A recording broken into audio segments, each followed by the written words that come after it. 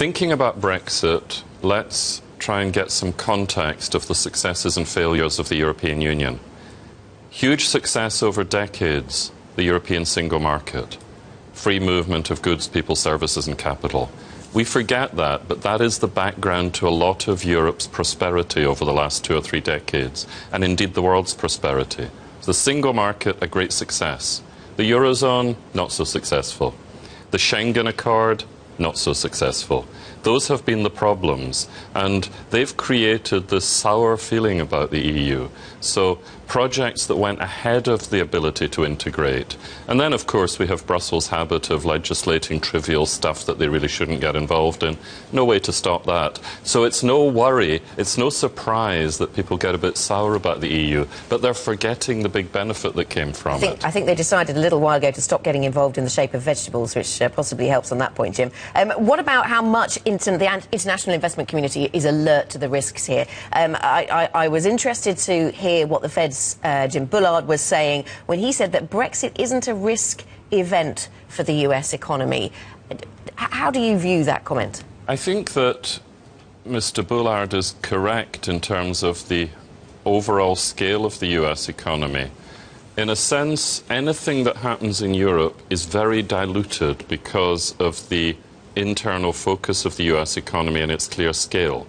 If Europe did something really silly from a policy point of view, or if there were banking failures in Europe, if you got a big recession in Europe, say a minus 3, 4, 5 kind of economy, the impact on the US would only be about 0.5%. So even if we saw the banking sector in London getting itself into hot water with higher borrowing costs, for example, which some economists say could be a short-term, at least, impact of a Brexit, the effect would be so diluted as to not be that important to the United States. On the US, that's correct. And remember, the US is a huge domestic economy and also very global in its trade.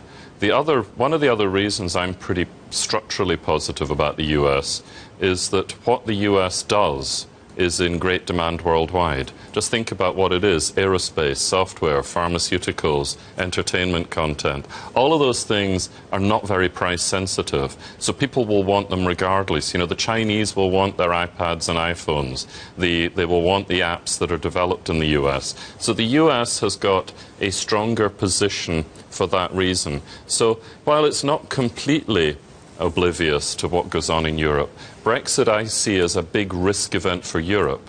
I think that the Italian minister who talked about political difficulties in Europe in the event of Brexit is correct. I think you get a rebalancing in Europe if its second biggest economy leaves the European Union. Macron also went on to say that Europe would do everything, not necessarily to run towards the UK in terms of sorting out trade agreements. The collective energy will be spent on unwinding existing links, not reconnecting new ones. The risk of trade shock, the risk... What are the biggest shock factors that could come through for us here? The shock factors could be enormous. You could see tariffs on UK exports to the remaining EU.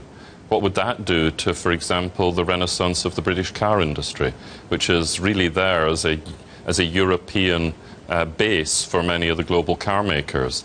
What happens to the City of London?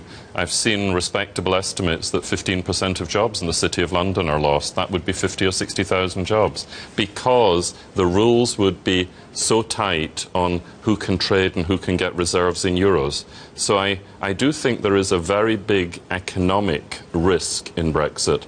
Not necessarily turns out that way, but I would agree with the minister who said that the focus will not be on reconnecting, it'll be on disconnecting.